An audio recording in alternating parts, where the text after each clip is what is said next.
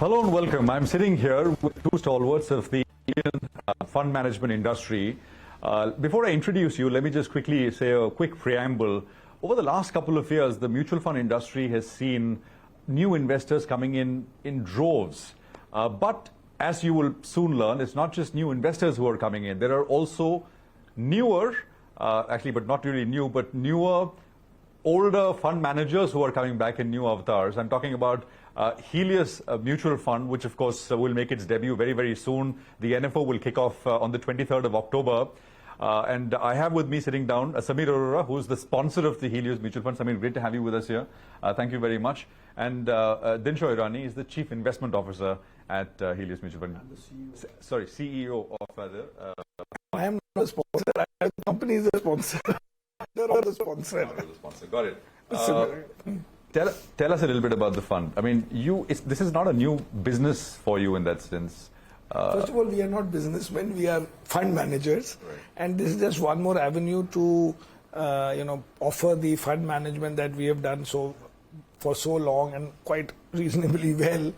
And when I was in Alliance, I was their first employee, and I was more or less the first employee of any company in this business in '93. So I totally enjoyed that first stint, and I wanted to relive that. And over the last few weeks, I've been traveling all over India. Like this week is my 5th different city: Cochin, Bangalore, Pune, Surat, and today Mumbai. And this week, it is too exhilarating, too much fun. There was an article in Money Control, Samir, which said the OG of fund management. For those who don't know what OG is, original. No, I didn't know it. I checked what OG means. It means original gangster. Even I didn't know what OG means. Yeah. But you were the first, in a way, rockstar fund manager. I mean, otherwise, a fund is a fund. I'm too humble to say rockstar. I accept. Since you were publicly known, right? Yeah, it was a good performance, and we became #1 in those days in Alliance. Yeah. While we were competing with all the big daddies of India with big partners, yeah. Whereas Alliance was 100% foreign owned in that sense. So yeah, those were great days. So plans to repeat it? We hope to relive that whole experience, but who knows how it goes. A lot of time has passed though, right? I mean, between that and now. And the market has changed, everything has changed. Although returns have been very steady here in India. So that gives you comfort. That gives all of us comfort. What gives comfort also is our own, that we've also for 18, 20 years been doing India. Dinshaw has been with me since 2005. Correct. The rest of our team, the senior guys have all been there from, if not 2005, although one has been CIO. Our head of research has been there from 2007. So basically the whole team has not just coming back after 2005. We've been running other Your partnership is what, 2 decades old, right? Yeah. And Dinshaw, congratulations. You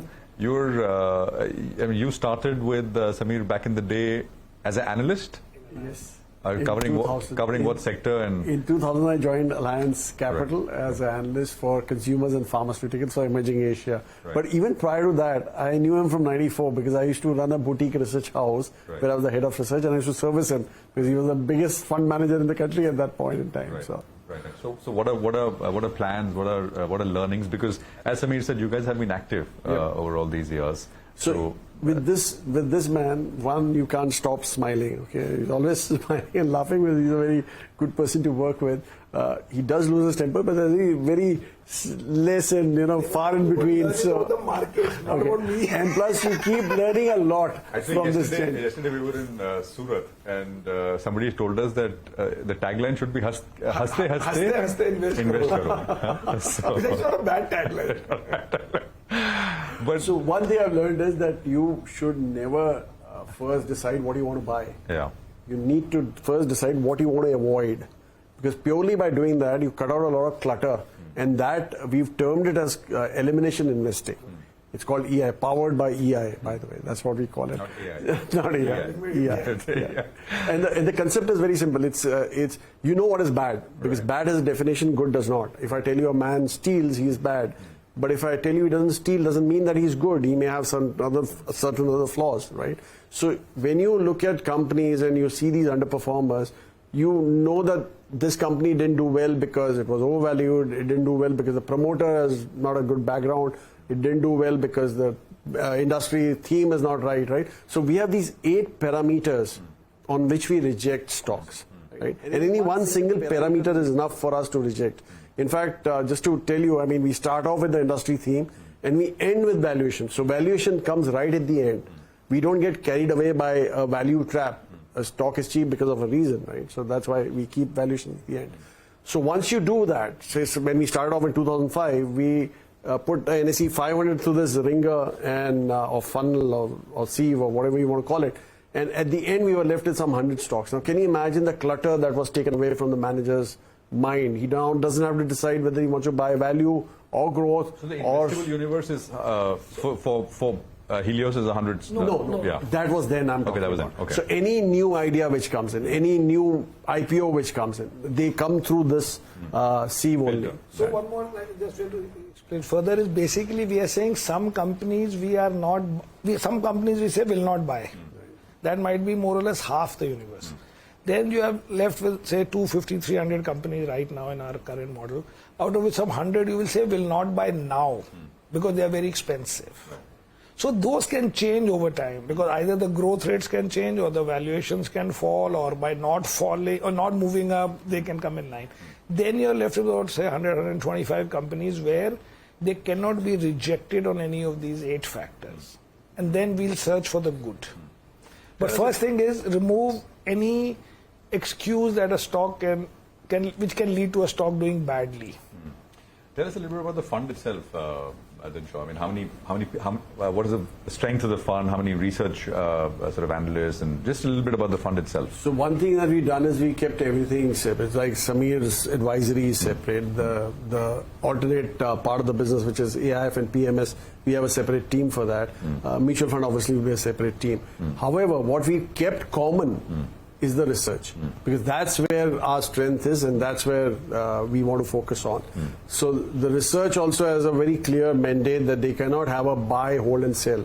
They have to have 1, 2, 3 rating. 1 is better than 2 and 2 is better than 3. So that also takes away a lot of pressure from the manager that I cannot buy a sell stock, right? But 3 rated, if I know that relatively it's going to do better, so I'm giving that leeway to the manager also. So that's how it is. And the whole overall, the team is around 12 odd people who are into investments and on the investing side, and of course a much larger team otherwise. We have 62 people in India. Right? Okay, and hiring, but in sales and all. And sales.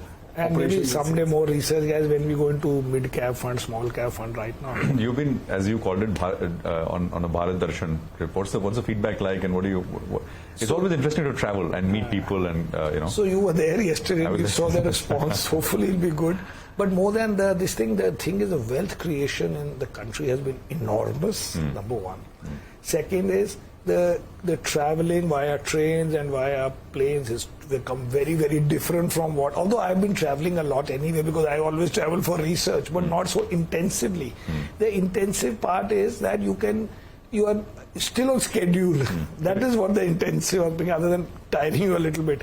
But that way the infrastructure is really different from what somebody else may think. And I did not experience it with this intensity. But it's brilliant that way. So it is a big, big delta from whatever time you may have started. And so other thing is that in Surat we saw how many people were making how much money and what businesses and saris or whatever, and it was serious wealth creation in many of these places. Pune I saw, everywhere more or less. You always said that global.